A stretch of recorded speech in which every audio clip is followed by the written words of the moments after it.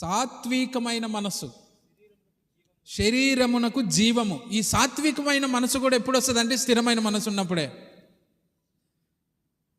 శరీరముకు జీవము, మత్సరము ఎముకలకు కుళ్ళు. సాత్వికము అనగా అర్థం ఏంటి? మీకు అర్థం అవ్వడానికి, ఒక పువ్వును నువ్వు ముళ్ళ కంపతో తీసుకువెళ్ళి గుచ్చినా కూడా అది మృదువుగానే, అది సాఫ్ట్గానే ఉంటుంది. దాని హృదయం అది రిటర్న్ ముళ్ళని ఏం చేయలేదు. అంత సున్నితమైన హృదయం కలిగి ఉంటుంది. సాత్వికం అనేది అంత సాఫ్ట్గా ఉంటుంది. సాత్వికం ఎవరిలో ఎక్కువగా ఉన్నింది? బైబిల్ గ్రంథంలో యేసయ్యకే ఉన్నింది. అంత సాత్వికమైన హృదయం అని మనం ఎట్లా చెప్పుకోవచ్చు? సాత్వికమైన హృదయం కలిగి ఉన్నాడని. ఒక స్త్రీ వ్యభిచారంతో పట్టుబడిందా లేదా? నా టైం 12:30.